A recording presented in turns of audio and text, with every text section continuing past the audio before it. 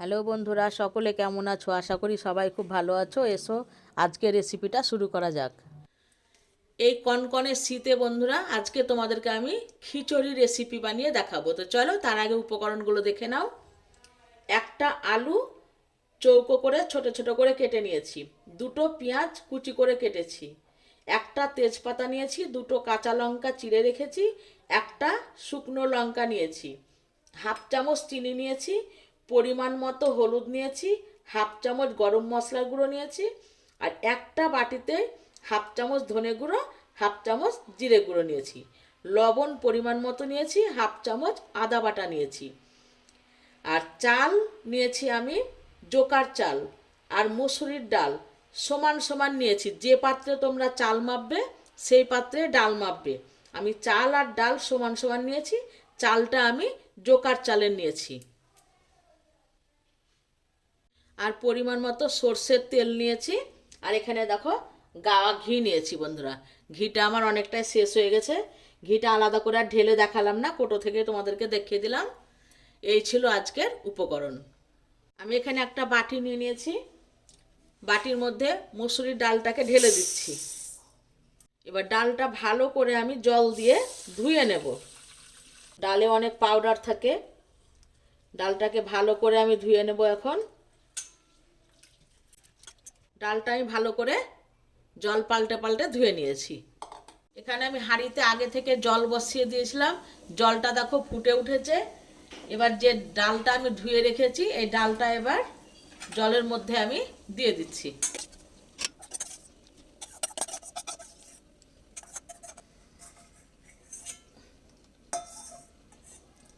সমস্ত ডাল আমি দিয়ে দিলাম। ডালটা দিয়ে একবার এরকম করে নাড়তে হবে, ঠিক আছে? এবার ডালটা একটু আগে দিলাম, চালটা একটু থেমে দিব, যেহেতু আমার জোকার চাল খুব তাড়াতাড়ি সেদ্ধ হয়ে যাবে। তখন ডালটা সেদ্ধ হবে না, চালটাই সেদ্ধ হয়ে যাবে। ওই জন্যে একটু থেমে আমি চালটা দিব। আর তোমরা যদি অন্য চাল ব্যবহার করো, মিনিকেট চাল, তাহলে একসাথে চাল আর ডালটা দিয়ে দেবে, ঠিক আছে? আমি একটু পরে চালটা আমি দিয়ে দেব। ততক্ষণ আমি চালটাকে ধুয়ে নিচ্ছি। এই বাটির মধ্যে আবার চালটাকে আমি ঢেলে দিচ্ছি এখন। দিয়ে চালটাকেও ভালো করে এখন ধুয়ে নেব।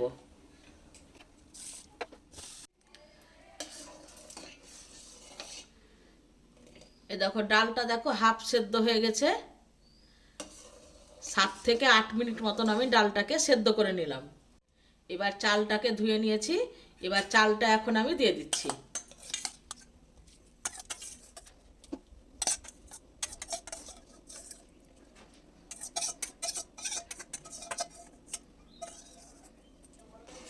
এই দেখো সব চালটা এখন আমি দিয়ে দিলাম।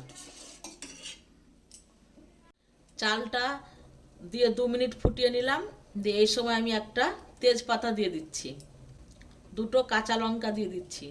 আর যে আলুটা কেটে রেখেছিলাম আলুটা দিয়ে দিচ্ছি।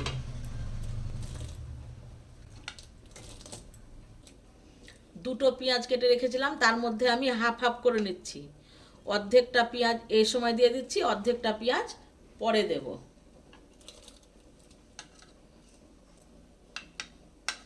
মানে একটা পেঁয়াজ এখন দিলাম, একটা পেঁয়াজ রেখে দিলাম।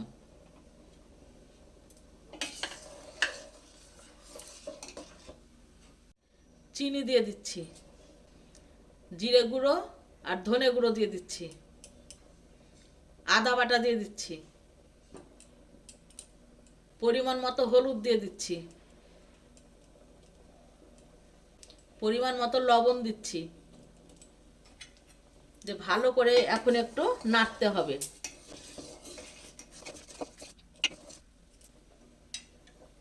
এবার চাল আর ডাল ভালোভাবে সেদ্ধ হোক, ততক্ষণ আমি ফিরে আসছি।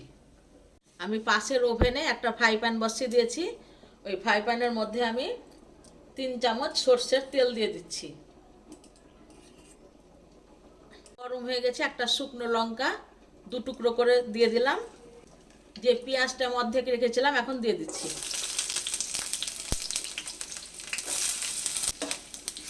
পেঁয়াজটাকে এখন একটু আমি লাল লাল করে ভেজে নেব।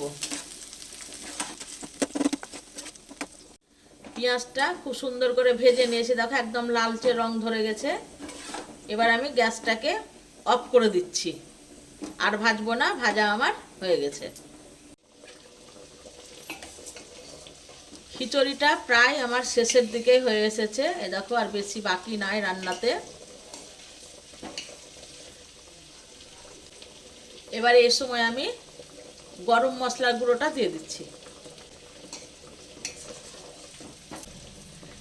আর যে পেঁয়াজ আর শুকনো লঙ্কাটা ভেজে রেখেছিলাম এখন এর মধ্যে তেল সমেত আমি ঢেলে দিচ্ছি।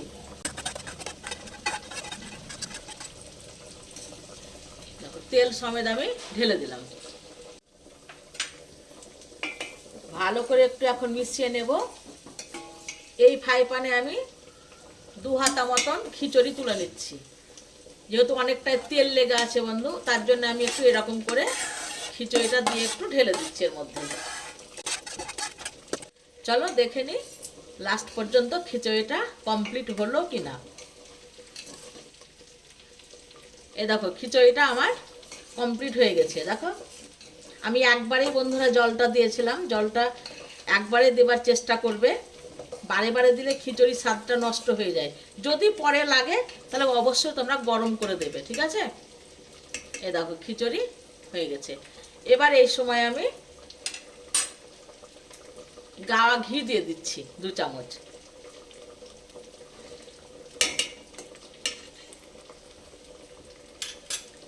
গ্যাসটাকে এখন আমি অফ করে দিচ্ছি। ঘিটা দিয়েছি, যে এখন ভালো করে একটু ঘিটা চারিদিকে একটু মিশিয়ে নেব।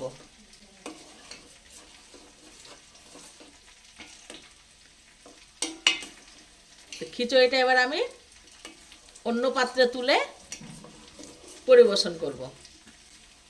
তো এই ছিল বন্ধু আজকের ভিডিও। আজকের মতো বিদায়, আবার পরের ভিডিওতে দেখা হচ্ছে।